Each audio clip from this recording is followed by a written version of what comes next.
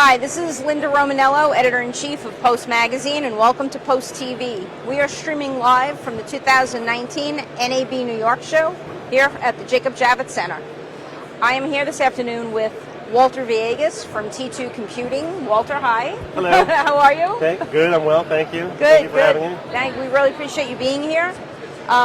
So far, so good. You guys are having a good start to NAB New York? Yeah, this has been great. A lot of our key vendors we work with are all here and well represented. Awesome, terrific. I think we could jump right in maybe, and maybe you could tell us a little bit about T2 Computing and sort of what you guys are... Sure. So T2 is, we actually come from many years of working with intellectual property content creators. Mm-hmm. So originally, 30 years ago, it started off as TechServe. So we T2 is born from TechServe, but so we don't have the retail store anymore, but we're still working with all of our intellectual property creators and content owners within the business to business, the B2B side. Right. So we have a strong team of engineers within the team that and solution architects that a lot of our customers work with us to kind of understand all the technologies that we're seeing here today and how to implement them with their new challenges and workflows that they're trying to achieve as the industry is evolving and moving towards new protocols and new demands and requirements. Right. I remember the TechServe store, and I think you guys used to have their recycling program. Yeah, absolutely. Once a year, yeah. I remember that. That was, for the whole city. Yeah. I remember that. So maybe you could talk a little bit about sort of what your focus is within the post-production community. So yeah, within the post, we have a lot of customers that we support, and a lot of the challenges or requirements that they're coming to us is, a lot of things that we're seeing today about how do I edit, in the cloud, and so what does that actually mean? And a lot of the editors today too, they want to edit from not just within the confines of a small little dark room, but like be able to edit out in the field or edit from home. And so in addition to then the requirements are changing a lot, where the industry is asking for very high resolution files. Right. And, the Netflix requirements to publish are also very high and requires to have a lot of bandwidth and a lot of technology to meet those demands and needs. And so we find ourselves having those conversations in terms of like what is there today that it can be used, what is still something that's kind of out there in the future, right. But how to balance the two in terms of like being able to meet some of the requirements from an editorial side and then also from a delivery side.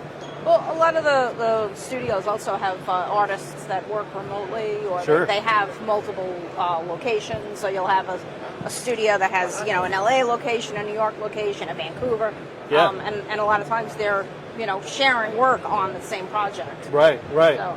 And so we're working with a customer now that has that. They have actually 3 locations, 2 in the East Coast and 1 in the West Coast, and they would like to leverage the staff that they have. So when New York goes home, can LA continue to edit a show in New York? Well, traditionally, this customer would have to literally transfer and migrate all the content, which can be quite cumbersome or time-consuming, right. to the point where it doesn't make sense because the time that it would take to transfer, you lose that efficiency of the sun, when you do that follow the sun model. Mm-hmm. And so we're working with technologies like from HP, RGS particularly, where they're remote editing, and they have editors that are actually just remote controlling machines in New York and editing without having to do any media transfer or any wasted time for those type of feature like functions that you would typically see today in our workflows within the post house. Right. Yeah. Obviously, a show like this, NAB New York, we have exhibitors, attendees from all different areas, of the industry. And what is your, let's say, focus at this show? Yeah, so right now the focus is on a lot of the technologies that are out there. With the one use case that I was mentioning, right. For that customer, we're going to be working with them with. Avid has released in the last year. They've released a lot of new product. Yeah. They've reinvented the Media Composer. Right? Yeah. That was big news. That was huge, right? I think it was 18 years since we saw a change there, which is hard to believe, right? Yeah.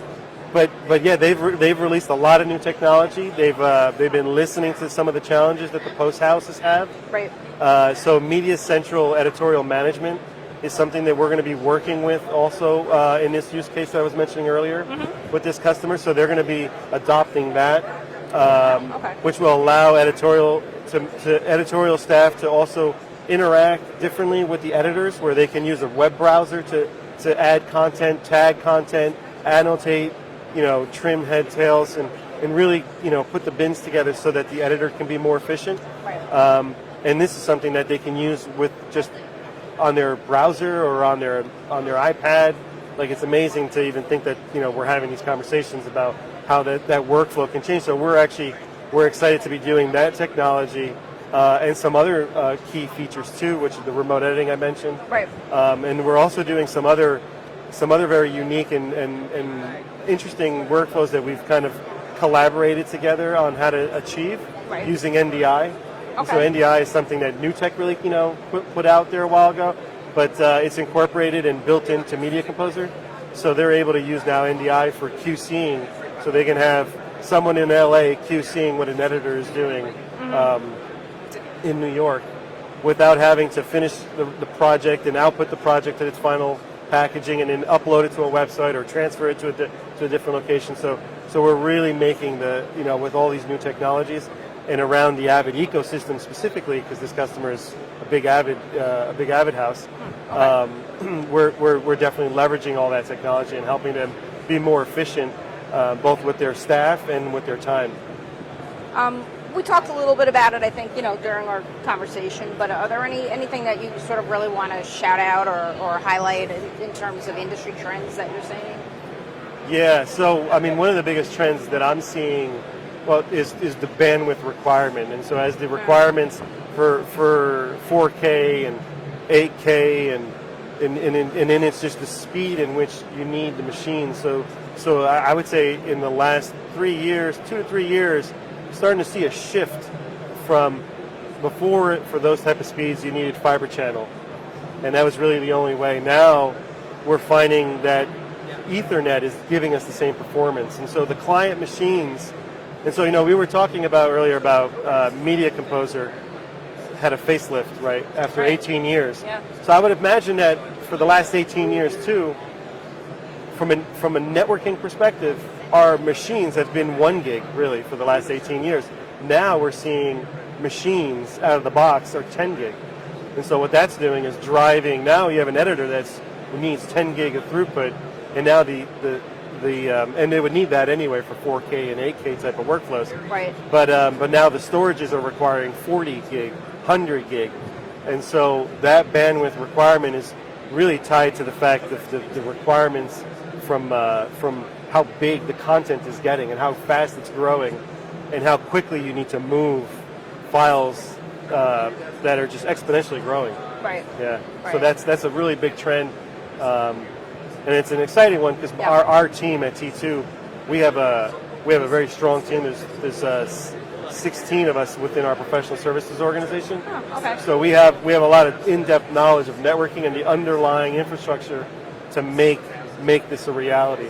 So it's exciting to kind of see almost like the IT world and the broadcast world merging. Kind of converging. Converging. Yeah. Oh, yeah. Okay. Anybody wants to learn more about T2 or talk to you guys and get more information? How can they get in touch with you? Sure. Well, I'm always available, but the best way to get a hold of me would be going to our website at T2Computing.com. Okay. Or you can just send an email to info@T2Computing.com. Okay. And that would go to a whole lot of us that somebody will definitely reach out right away. And even if you wanted to get a hold of me at the event, I think info@T2Computing.com would be the fastest way for someone to find me, because that email will find its way to me. Awesome, terrific. Well, thank you, Walter. Really Thank appreciate you. you Appreciate taking the it. time and speaking with us. Thank you for having me. Yeah. Enjoy the rest of the show. Okay, thank you. You too. Thank you.